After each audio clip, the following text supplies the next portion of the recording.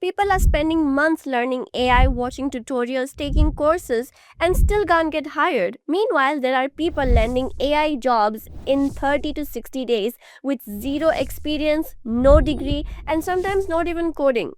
So, what are they doing differently? And more importantly, how can you do the same? Because clearly, something isn't adding up. And that's exactly why we've made this video. Now, here's what most people don't tell you: you don't start in AI by becoming an AI engineer. That's the mistake. Think about it. Roles like machine learning engineer or data scientist are top layer roles that require coding, math, and real world experience. Yet, beginners try to jump straight there, which is exactly why it feels overwhelming. But the people actually getting in early aren't starting at the top. They're starting at the right layer. And once you understand this, AI becomes much easier to break into. Because right now, you might be watching videos and feeling productive, but deep down, you know you're not job ready yet. So if that's not working, let's break down what actually is. So let's see why most people fail. The mistake is that when people hear AI jobs, they immediately think of roles like data scientist, machine learning engineer, or AI developer. But these are not beginner roles since they require coding, math, and experience.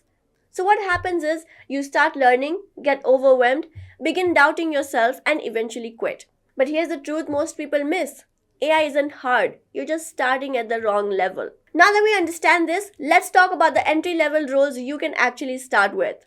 Let's go through them one by one. On number one, we have AI content or prompt specialist. This is one of the fastest entry points right now, where your job is to use tools like ChatGPT to create content, ideas, or workflows. However, most people use AI at a basic level by asking simple questions, getting average answers, and stopping there. While companies actually need people who can guide the AI, improve outputs, and save time. This is a real skill, and many businesses are already using AI for content, emails, and customer support, but getting poor results. Not because AI is bad, but because no one knows how to use it properly. For example, a company once launched an AI chatbot that started giving wrong answers, frustrated customers, increased support tickets, and had to be shut down. And that's exactly the gap this role fills. Now, once you understand this, the next role is a bit more advanced, which brings us to number two: AI Automation Assistant. This role is slightly more advanced but still beginner friendly, where instead of just using AI, you start connecting tools together to automate tasks like auto replies, chatbots, and workflows using platforms like Zapier or Make. Instead of doing repetitive work manually, you automate it, which businesses love because it saves them time and money. And the best part is that you're not building AI models. You're simply learning how to use the existing tools smartly. And if you want something simpler than this, here's the easiest way to get started, which brings us to number three: AI data or QA roles. This is the easiest entry point where your job is to review AI outputs, fix errors, and improve responses. While it may sound basic, it's actually one of the best ways to understand how AI works behind the scenes. And once you're inside, moving up becomes much easier. So now that you know the roles, the next question is: how do you actually get started?